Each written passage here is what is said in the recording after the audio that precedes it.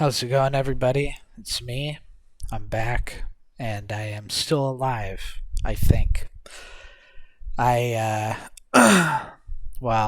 in my last video, which I'm sure people thought was a cop out, like I put that up and then I'm going to disappear or something, so I don't have to explain everything if I get asked questions. No, that is not the case. No, I was sent, and I don't know by which group, organization, person, etc., was sending me messages like this. But after my videos, they haven't gained that much traction. It's only like a couple hundred views, but they have been posted in a lot of places and people talking about them or something.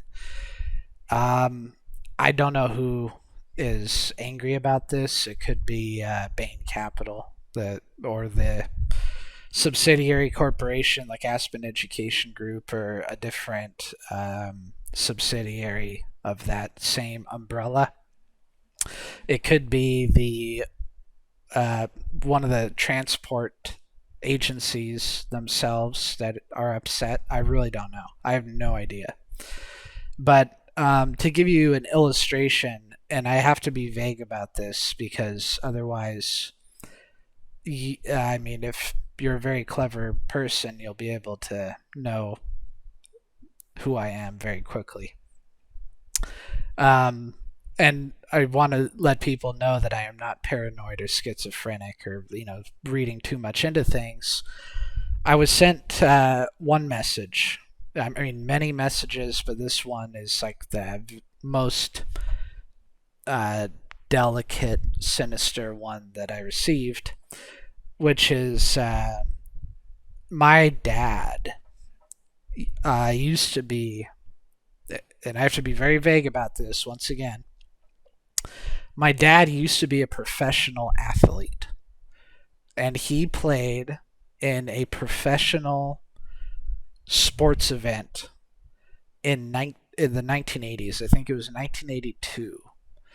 So I got emails sent to me that was all it said. There was just like one sentence from just some random made up like throwaway email account.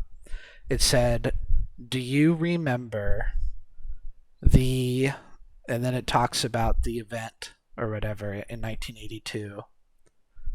And it's kind of a weird message to get out of the blue, after you talk about this type of stuff. Because without getting too specific, once again, in this event, my dad was the one who won the event. He was like the top guy. So there's like fan clubs out there based around my dad because of this thing that happened in the 80s where he was like the top guy. He was like, oh my gosh, like this is amazing. You know what I mean? This guy is like golden, So I really don't think it's a member of the fan club messaging me, because how the hell would they know my email address that I only use to contact my attorneys and my doctors? That was one that was very unsettling, because in order to know this sports event, and once again, I have to be very vague about even the sport that it is, you would have to know. I mean, by definition, if you had ever seen this on TV or if you ever seen this in person, you would have to know who my dad is. And, following the train of logic, you would have to know who I am. Because why would you send me something about my dad if you don't know that I'm his son? So that was one intimidating thing sent to me.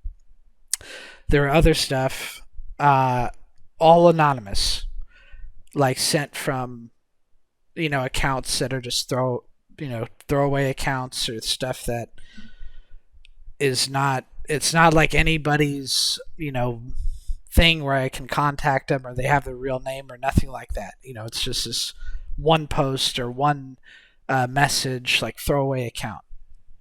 So people are talking to me like as if they were my buddy and referring to me by like a screen name or something that I had not used since I was in high school, or like 2009 or 2010 or something like that. And I mean, these people have. I had to go through it. Is this somebody playing a prank on me? Is this an enemy that I know, like somebody that I know in real life that is sending me this to mess with me? Is this you know I don't know. Like, I went through every possibility and I examined it very closely. I asked a bunch of people, "Did you send this to me? Do you know somebody who sent this to me?" No results. And even without asking these people, the information that is presented in these like threats or whatever you want to call them is so specific that nobody that I know, not my family, not my best friends, not the closest person to me in the entire world, would know any of this stuff. This is like, I mean, very obscure. My dad would know about that specific sporting event, but other than that, this is stuff that is very personal and very like no one should know it except for me. Very private.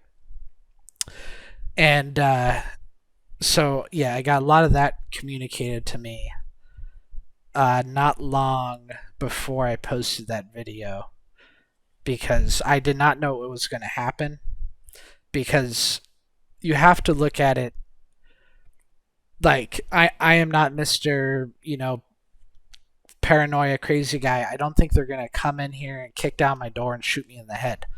I think what's more likely to occur is like a harassment operation where you'll have all of a sudden, whoa, the IRS is auditing me, or oh, the LAPD is driving past my house every single day using a ruler to measure how far the tires of my car are from the curb, and if it's 13 inches instead of 12 inches, they tow my car away to an impound lot, and I get ticketed and charged with some sort of infraction every day for years.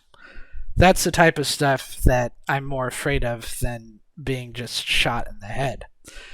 Um, I think that a lot of the reason why that they're doing, whoever this is, I don't know who it is doing this, is because you have this stuff still exists today, makes a lot of money.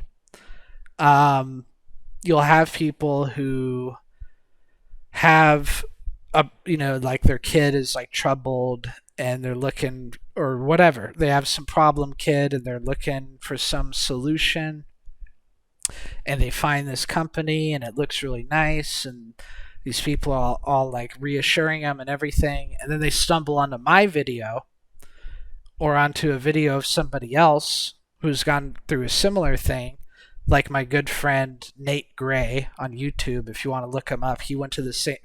That's the one other guy that survived that I was talking about. The only guy that went to the place that I went to and lived. If you want to check out his YouTube channel,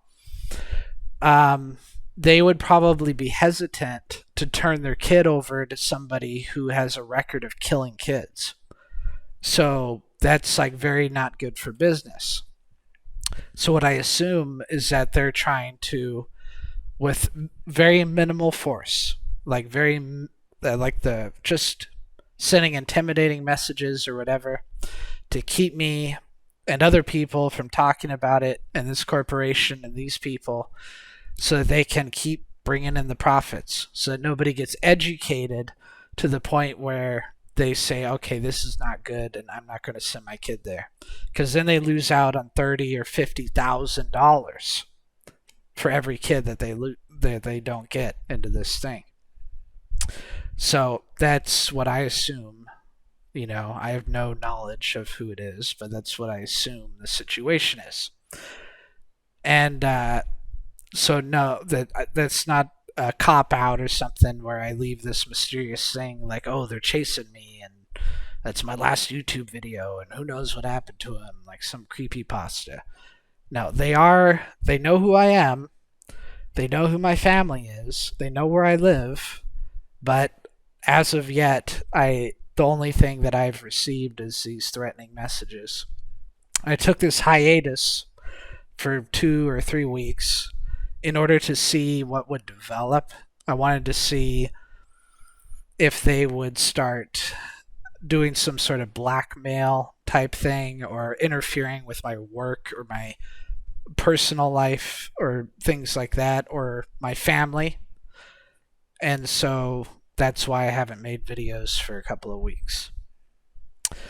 Um, the information that they have about me, this is something I'll clue you into. There's number one, these people have access to databases that civilians they do not have access to. And sorry, I gotta take a drink.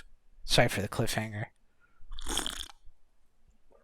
Ah, but law enforcement databases, Department of Motor Vehicles. If you've ever had your fingerprints taken for any reason, or you've ever had your picture taken by a government agency for whatever reason, I'm not talking about going to jail. I mean, like at the DMV or like, something else like that. They collect all this information. There are companies that collect all this information from all these databases and they put it together like into one sort of database and then they sell it.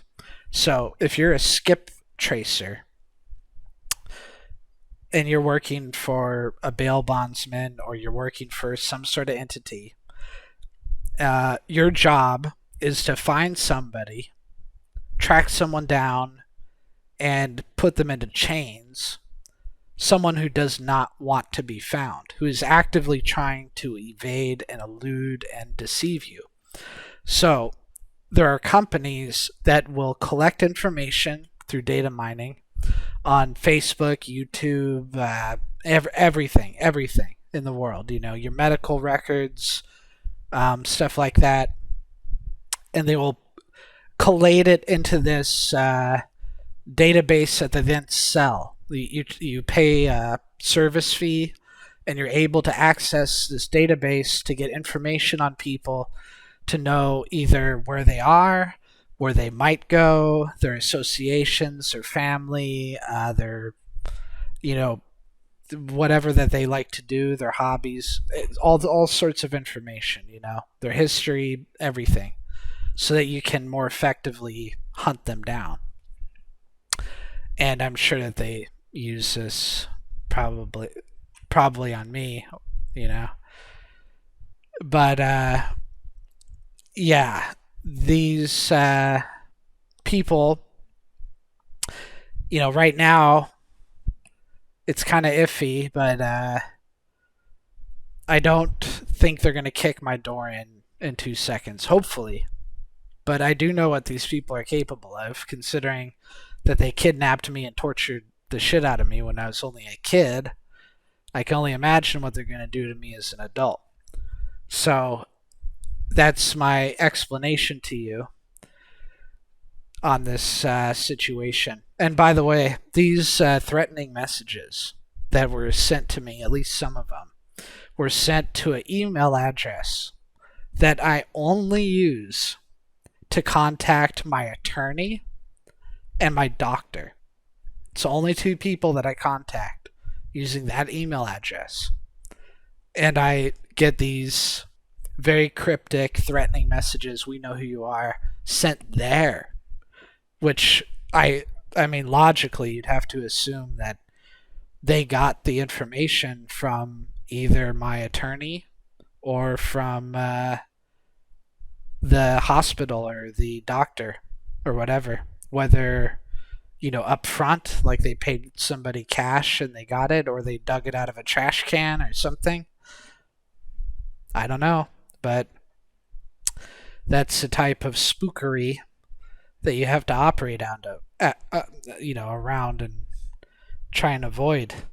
And I want to say, the whole thing that I got into in the very introduction of this channel that I alluded to in the second video, but I'll put in plain English right now. They've murdered a lot of people. Well, kids. They've murdered a lot of kids.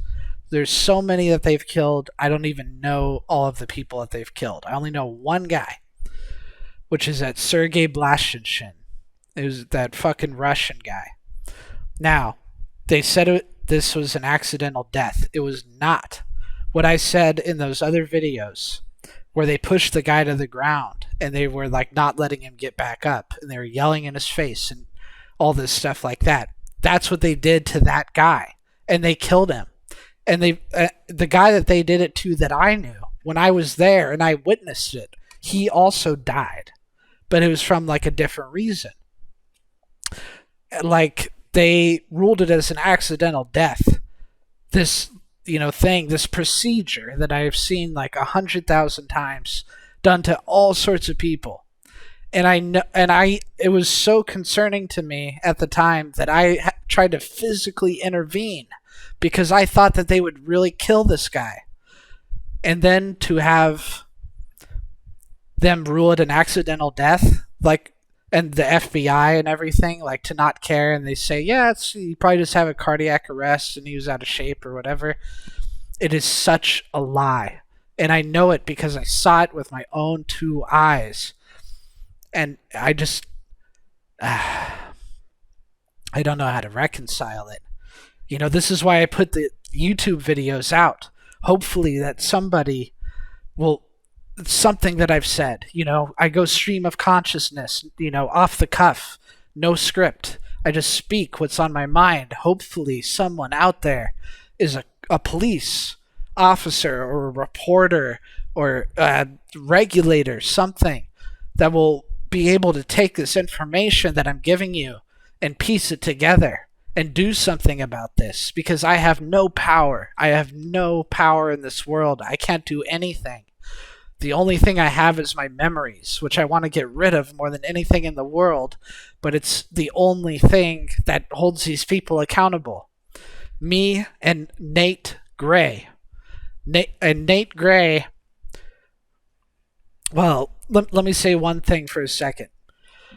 You'll look up this organization, SageWalk. Let me put it in plain English, and you'll see a ton of comments and videos and all sorts of stuff. Talks about how it's like the greatest thing, and it helped me so much, and this place is like really great, and all these people are so great, and I love them so much. This is all fake. There's one of two sources that these comments come from. Number one are robots. They are not humans. They are just fake accounts that are set up in order to prop up the PR of this corporation to get more people to send their kids there, even though they've killed like 15 of them or more. I don't even know how many they've killed at this point. And then you have number two is the people who were fully inducted into this cult, like Scientology or any other sort of whatever. They are so sucked into it, like a religious fanatic, that they're mind controlled, they're brainwashed, these people. They believe that they need to be tortured. They deserve it. They need it. This helps them. They're a complete person when they're being injured by somebody else. Completely psychotic. And it's like these people are the ones that like the media and the press goes to and they interview them and whatever. They don't come to people like me. They don't come to people like Nate Gray. It's like a complete fucking conspiracy. You know what I mean? Like, this stuff goes on. I went there back in 2007. Okay. I went there when George W. Bush was president of the United States. When I left, when I escaped from that place, Barack Obama was president. That gives you an idea of how long I was in this place through 2 presidencies.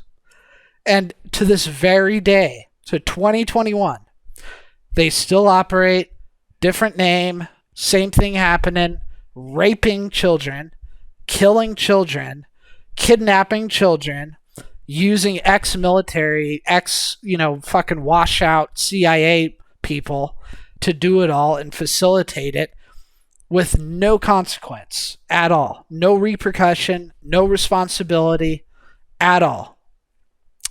And so this is why I'm making the videos. I don't care if they kill me. I want to die. I just don't want to have, the IRS audit me, if that makes sense. But what I'm telling you is 100% true. I am not crazy. I am not misremembering anything. I am not a schizophrenic. If you want to, post a question in the comments. I will answer it. 100% guaranteed. I will answer any question. If you want to interview me, take me on a radio show, a podcast, ask me any question, I will answer it. I will take a lie detector test on camera. Anything you want. Everything that I've told you is 100% true. And that is why I have to come under this attack from these unknown parties. I'm not trying to be Mr. Martyr here, but I make nothing out of this. No money on YouTube. Nobody gives a shit. The only thing that I earn through this is the wrath of people who don't want me to talk about it. So I get no benefit. I only get detriment. I have people who want to harass me and try and destroy my life, but I don't get paid for this. I don't get, benefits. I don't have a job or perks or whatever. So this is all from me. It's, you know what I mean? That's all I got to say about it. But I want to take the time right now, before I forget, to thank everybody who has, followed this saga and my story, and who has believed in me, and who has given me the benefit of the doubt. And, the comments and the messages and stuff like that, it's, difficult for me to have it come across with my very stern demeanor, my very brick wall type personality. But when people leave a comment that says, that seems like they care, or, that they, wish me the best, that they pray for me, stuff like that. Like it's not like I don't notice it. It is very touching to me, because, when you deal with something like this or whatever, you feel very alone. You feel like no one cares. And just, the people who have, reached out and said, like, I'm sorry that you went through this. You don't deserve this or whatever. Like, that is very uplifting to me. It makes me want to live for another day. So I appreciate the people out there who have, given me the benefit of the doubt, and who have listened to my story, and who have, offered their condolences and everything. All you people. And also Andy Nowinski or whatever, who probably, I'm sure that guy came in, saw the first video, and thought, wow, this is really weird. I don't know what to make of this. And then he listened to more of them, and he seems to believe it. He's asking people to pray for me, so God bless him, and thank you for that, because God knows I need it right now. So, that's my short little update or whatever. I'm not dead. I think I'm still here. I'm not in Guantanamo Bay or some fucking black site or something. I'm still here. And I hope to release more videos as time goes on. We'll see what consequences come with that. We'll see if all of a sudden, something bad happens in my life bureaucratically for no reason. But I just wanted to make this real quick to let everybody know that I was okay and to thank everybody for their support and to tell you flat out, in case I do, God forbid, die in a plane crash or something. They murdered Sergei Blashinshin, and they covered it up. The Deschutes County Sheriff's Office, the FBI, Department of Justice, the Bend County Police Department. They murdered a child. I witnessed the same procedure done to somebody else who died. They covered it up. The FBI covers up child murder. That's what I gotta say. Saw it firsthand. Never called as a witness in that trial. Really amazing. And so I'll leave you with that for now. And hopefully, in the near future, I'll put more stuff out there and talk about this whole paradigm, this whole industry, this whole whatever you want to call it.